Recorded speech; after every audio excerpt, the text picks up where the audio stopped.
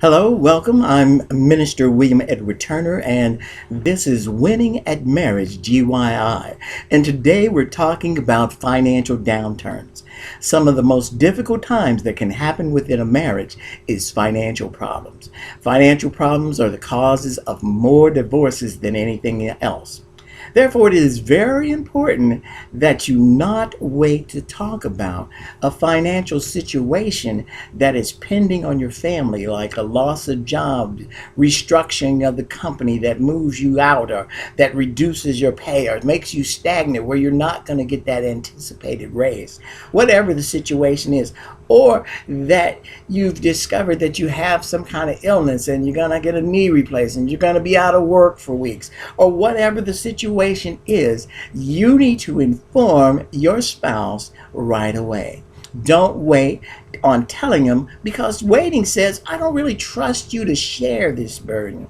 Remember, it's not a my problem, it's an our problem. So man up or woman up and share the issue.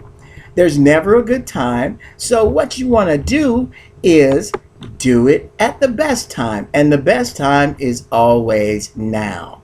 One of the things that you all should always remember when you're creating your plan, do not stop tithing. Because tithing is allowing God to continue to show you favor and blessing at the time that you most need it.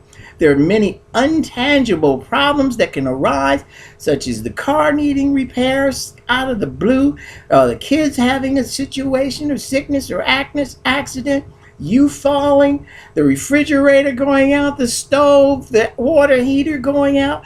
All kinds of things can happen, and you need God's favor in that, because he can stretch that money that you have and make it seem to go further. I remember when my gas was low one time, going through a financial stress, and it seemed like I would be able to drive longer.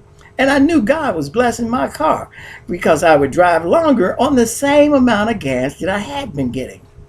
One of the things that you also want to do is remember that God's word says in Philippians 4:11 through 13, he says, now I speak in regards of not of need, for I have learned that whatever state I am, to be content.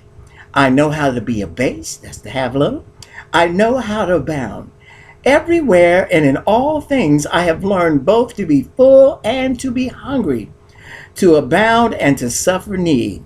I can do all things through Christ who strengthens me. Together you can create this plan for this time in your life. Review your luxuries that you can do without and live without or just reduce. Get rid of subscriptions that you may not need to have, as well as you can make some hard sacrifices. Maybe the things that you said in your life, I'm never going to do without doing this. I'm never going to do without doing that. I'm always going to have this done. Maybe it's time to reevaluate some of those and see how you can reduce them or maybe even eliminate them. Get your plan together, you and your spouse, and when you come to agreement, the next step is you want to inform your children of the financial change in your family's operation. This way, together you can weather the storm. Let them know what their part is in helping economize. This maintains strong unity between you, your spouse, and your children. And most of all, it demonstrates a life lesson to your children that is of great importance that may carry them through future storms in their life. As you seek a financial solution, if the issue is employment, one of the things that I want to say is oftentimes we want to stick around our city. And sometimes in this economy, you have to travel outside your city. You may travel 100 miles away, 20 miles away, an hour ride, a 2-hour ride. I know people that do this every day and have done it for years. As well as there are a few that I know that travel 500 miles away. They're gone all week, and then they come back at the end of the week. Now, one of the things that came to my mind at first was, hey, can I trust my spouse out of town?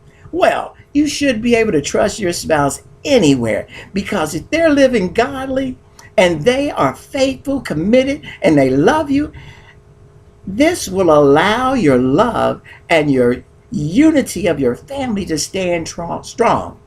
As you continue to maintain that strong relationship with God by pleasing Him, by keeping His commandments, together you can go through these financial downturns. Together you can conquer all these things. One of the things that I want to say is that there's nothing that can take away the joy that you have, because the joy comes from the Lord. You need to be sure that you look at everything that you have to deal with, turn it over to God, stay in prayer, stay worshiping together, continue to tithe, continue to trust God for the solution, and pray, and most of all, listen to what He says and carry that out.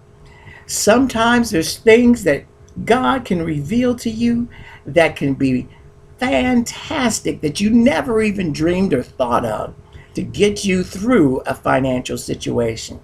The other thing that I wanted to talk about, including that, is playtime. Now, you may not see how these both go together, but they do, because playtime is the time that you and your family enjoy each other. Some of the time you might need to create games of your own, or play badminton in the yard and have the world championship of badminton, or various different things that you make up on yourself. Everything does not have to be something that you purchase or go to. Even in that financial situation, you may have to cut out tickets, season tickets, and things like that.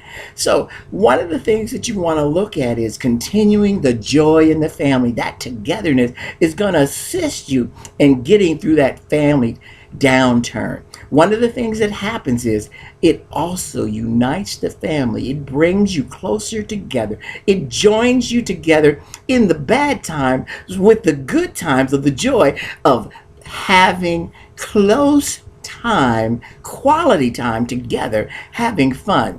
Sometimes when you have money, you seem to kind of stray away and become decentralized. But during financial downturns, pull yourself together, pull in and draw close to God, because there's no storm too big for God to handle. Remember, trust in the Lord and lean not in your own understanding.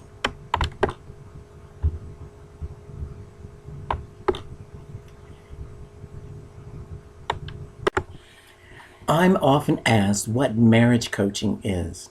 Marriage coaching is a lot different from marriage counseling. Marriage coaching involves us partnering with you to achieve your specific marriage goals. Now, coaching is like any kind of coaching. Athletes, singers, dancers, Olympians, politicians, race car drivers, tennis players, swimmers, speakers all have coaches so that they can achieve their maximum potential 100% at every activity they do. Now, marriage coaching, GYI, God, You, and I, is about optimizing your gifts and skills that God has planted within you so that you're able to give 100% to the greatest adventure of your life, your marriage. Now, Marriage GYI is partnering with you to achieve the goals that you set down for your marriage. Now, if you're still not quite sure about marriage coaching, we have an opportunity where you can try it out for free. Home Team 1 is our free coaching group that focuses on God's fundamental principles for marriage success, maintaining that we mindset, setting down your marriage plan and the Bible as standard, and communication. It happens every Saturday at 9 a.m. Eastern Standard Time. What you do is go to the home page at Winning at Marriage GYI and sign up. Press the button that says join the group. Join the group, sign up, and we'll see you Saturday at 9 a.m. We'll send you all the details and information. Thank you for watching. You have a wonderful day. And remember, Jesus is the one who makes us stronger.